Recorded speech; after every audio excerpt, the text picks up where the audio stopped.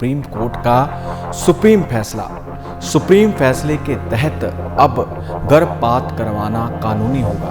विवाहित स्त्रियों की बजाय साथ ही जो अविवाहित हैं, लिव इन में रहती हैं, वो भी ऐसा कदम उठा सकती हैं जो कानूनी होगा। जब से सिद्धू मूसेवाला का कत्ल हुआ है तब से गैंगस्टरों को धर दबोचने का सिलसिला लगातार जारी है। पंजाब पुलिस लगातार गैंगस्टरों को दबोच रही है। बम्बीहा ग्रुप जो काफी फेमस है, बम्बीहा ग्रुप से संबंधित नीरज चस्का नामक एक व्यक्ति को गैंगस्टर को गिरफ्तार किया गया है। घर पर अगर आप खूंखार कुत्ते पालते हैं, खासकर पिटबुल व रोटवीलर, तो आपके ऊपर कड़ी कार्रवाई हो सकती है। आपको 5,000 तक जुर्माना भरना पड़ सकता है।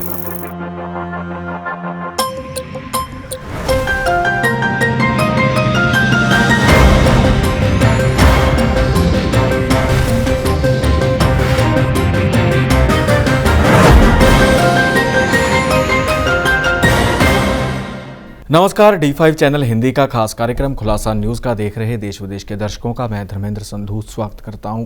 इस कार्यक्रम में विभिन्न खबरों व मुद्दों के ऊपर चर्चा करते हैं और एक ऐसी खबर जिसने देश दुनिया को हिला के रख दिया है, सुप्रीम कोर्ट का सुप्रीम फैसले के तहत अब गर्भपात करवाना कानूनी होगा और इसकी सभी महिलाओं को इजाज़त दी गई है। साथ ही कुछ ऐसी कंडीशंस भी हैं जो लगा दी गई हैं। आपको बता दें कि सुप्रीम कोर्ट ने एक ऐसा ऐतिहासिक फैसला सुनाया है जिसके तहत गर्भपात करवा सकती हैं महिलाएं। पहले कुछ खास कंडीशंस में ही गर्भपात की अनुमति दी जाती थी, लेकिन अब विवाहित स्त्रियों की बजाय साथ ही जो अविवाहित हैं, लिव इन में रहती हैं, वो भी ऐसा कदम उठा सकती हैं जो कानूनी होगा, जिसके लिए कानूनी दाव पेच उनको बता दिए जाएंगे। आपको बता दें कि उन्होंने कहा है, बेंच ने कहा है, जिसने सुनवाई की है, उसके जो प्रमुख थे वो DY चंद्रचूड़ थे, जस्टिस हैं हमारे इंडिया के। उन्होंने कहा कि जिस प्रकार से प्रेगनेंसी को लेकर घटनाएं घटित होती हैं, दुष्कर्म होते हैं, तो इसी मामले में उन लोगों का भी पक्ष लिया गया है। एक लड़की ने सुप्रीम कोर्ट में एक याचिका डाली थी जिसके ऊपर सुनवाई की गई है। इस याचिका में युवती को 24 सप्ताह का गर्भ गिराने की मंजूरी दी गई है। उसने यही मंजूरी मांगी थी, जिसके बाद सुप्रीम कोर्ट ने फैसला किया है कि कोई भी महिला जो अपना अनचाहा गर्भ गिराना चाहती है वो कोर्ट का सामना कर सकती है, वो अनुमति ले सकती है।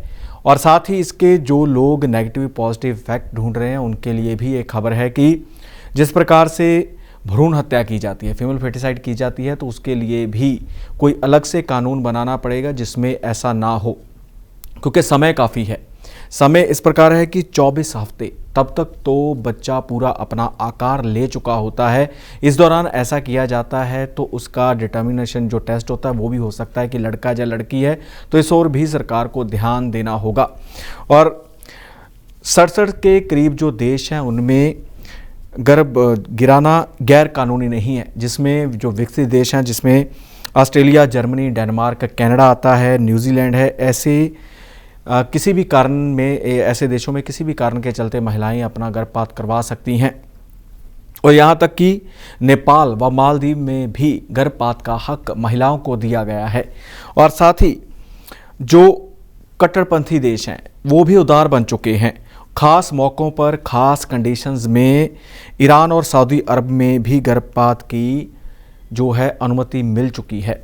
और साथ ही कुछ ऐसे छोटे देश भी हैं जहां पर गर्भपात को अपराध माना जाता है, लेकिन वो काफ़ी कम देश हैं, 24 देश हैं, छोटे देश हैं, जिनमें माल्टा की बात की जाए तो गर्भपात करने पर 3 साल की सज़ा का प्रावधान है। हमारे इंडिया में भी ऐसा ही प्रावधान है कि अगर जो है सेक्स डिटर्मिनेशन टेस्ट किया जाता है, जिसके बाद पता चलता है कि जो कोख में पल रहा बच्चा है वो लड़का है जो लड़की, तो वो अपराध है, उसके ऊपर कड़ी कार्रवाई होती है, सज़ा होती है, जुर्माना भी होता है। लेकिन अब सुप्रीम कोर्ट ने एक ऐसा प्रावधान कर दिया है जिसके चलते जो महिलाएं हैं, किसी भी उम्र की महिलाएं हैं, वो अपना गर्भपात करवा सकती हैं, चाहे वो लिव इन में रहती हैं या फिर विवाहित हैं। लेकिन इसके लिए यह भी होगा कि आपको कोई ठोस कारण बताना होगा और इसका पूरा रिकॉर्ड भी होगा।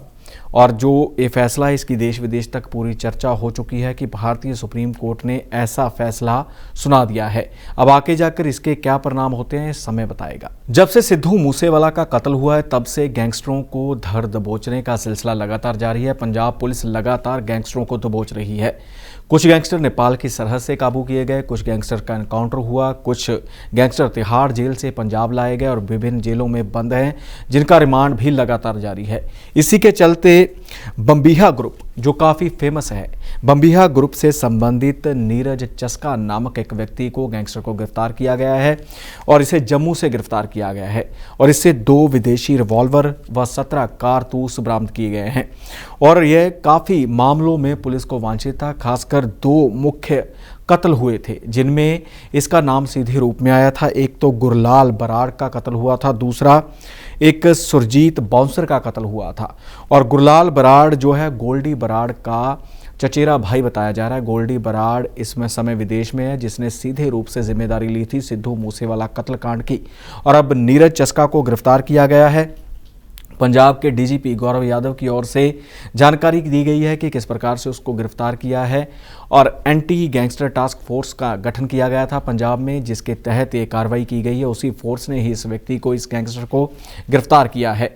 आपको बता दें कि सिद्धू मूसेवाला पंजाबी सिंगर थे जिनका कत्ल कर दिया गया था। जवाहर के गाँव है, मानसा पड़ता है पंजाब में, उसके पास एक गाँव था जवाहर के, वहाँ पर सिद्धू मूसेवाला का कत्ल किया गया था। गोलियाँ चलाई गई, जिसके बाद बिश्नोई ग्रुप व साथ ही गोल्डी बराड़ ने पोस्ट करते हुए इसकी जिम्मेदारी ली थी। फिलहाल गोल्डी बराड़ पुलिस की गिरफ्त से बाहर है और लॉरेंस बिश्नोई का रिमांड चल रहा है। और लॉरेंस बिश्नोई के ऊपर कई ऐसे संगीन अपराध व आपराधिक मामले दर्ज हैं, जिसके चलते लगातार हर जिले की पुलिस उसका रिमांड लेती हुई नजर आ रही है। और साथ ही उसकी सुरक्षा भी बढ़ा दी गई है, क्योंकि उसके वकील ने कहा था कि इसे तिहाड़ जेल में शिफ्ट किया जाए, इसे पंजाब की जेल में ना रखा जाए ताकि इसके ऊपर कोई हमला ना हो। तो कोर्ट कम्प्लेक्स में अब जब भी लॉरेंस बिश्नोई की पेशी होती है तो वहां पर पूरी पुलिस की सुरक्षा कड़ी कर दी जाती है। फिलहाल पुलिस ने बम्बिहा गैंग से संबंधित नीरज चस्का को गिरफ्तार किया है। उससे पूछताछ की जा रही है कि और कौन से मामलों में वो संलिप्त था।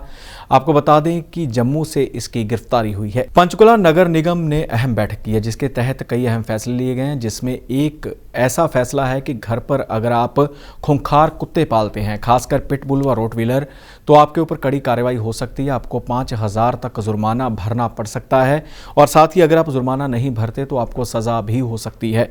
आपको बता दें कि ये दोनों ही नस्लें, कुत्तों की जो दोनों नस्लें हैं, काफ़ी खतरनाक मानी जाती हैं और इनका गुस्सा भी काफ़ी खतरनाक होता है। पिटबुल की पकड़ को छुड़ा पाना काफ़ी मुश्किल होता है और अक्सर हम टीवी पर, अखबारों पर खबरें देखते हैं कि जिसके ऊपर भी पिटबुल ने अब तक हमला किया है उसे छोड़ा तक नहीं, जितना मर्जी पानी डाल लो, डंडे मार लो, लेकिन ये अपनी पकड़ नहीं छोड़ते।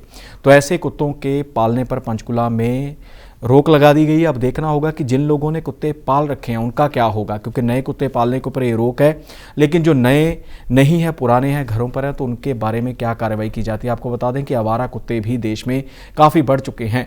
इससे पहले आवारा कुत्तों की नसबंदी की जाती थी और साथ ही उन्हें मारने का प्रावधान था, लेकिन अब उसके ऊपर रोक लग चुकी है। अब देखना होगा कि इस दौरान पंचकुला में जितने भी जो खतरनाक नस्ल के कुत्ते हैं, जिनका फॉरेन में काफ़ी चलन था और अब भारत में भी उनका पालन पोषण होने लगा है, उनके ऊपर किस प्रकार से लगाम लगाई जाती है। नवरात्रों का त्यौहार चल रहा है, मंदिर सजे हुए हैं, भीड़ लगी हुई है, श्रद्धालु पूरी तरह से माता के दरबार में पहुंचते हुए नजर आ रहे हैं। और हिमाचल के शक्तिपीठों की बात की जाए तो ज्वालामुखी का नाम, जिसे ज्वाला जी कहा जाता है, काफ़ी प्रसिद्ध है और इसमें 25,71,000 रुपये का गुप्त दान किया गया है। एक व्यक्ति आता है, अपना नाम वगैरह भी बताता है और 25,71,000 का गुप्त दान करता है और कहता है कि मेरा नाम नशर ना किया जाए। मंदिर प्रबंधन की ओर से उसे पूरी तरह से सम्मानित भी किया गया है। और ऐसा ही मामला जो है इससे पहले आया था, इसी साल में दूसरी बार ये इतना बड़ा दान किया गया है किसी की ओर से। ऐसा ही मामला आया था जब अक्षय तृतीया पर चंडीगढ़ व बंगाल से आए हुए 2 श्रद्धालुओं ने काफ़ी बड़ी मात्रा में सोना चढ़ाया था, जिसके आभूषण चढ़ाए थे, जिसमें 2 किलोग्राम सोना व 825 ग्राम के चांदी के आभूषण चढ़ाए गए थे। और इसके अलावा पहले नवरात्र पर पंजाब के ही एक व्यक्ति ने ऊंट भी दान किया था, ऊंट भी मंदिर में चढ़ाया था।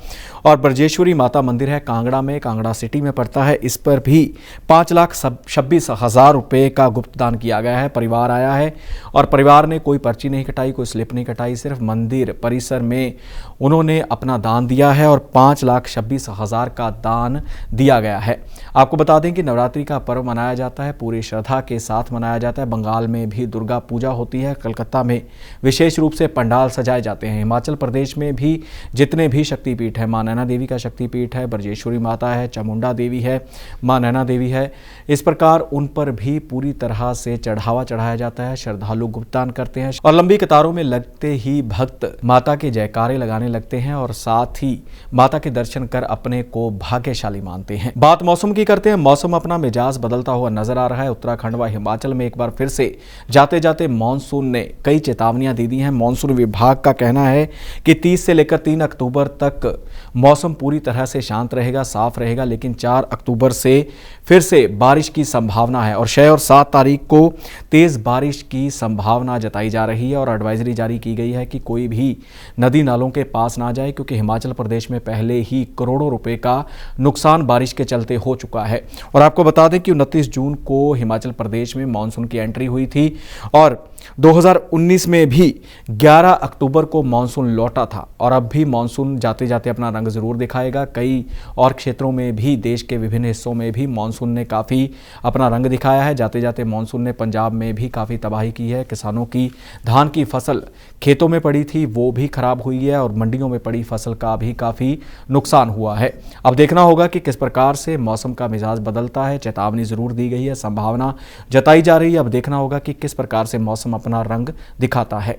खुलासा न्यूज़ का में फिलहाल इतना ही। मुझे यानी धर्मेंद्र संधू को दे इजाजत। धन्यवाद।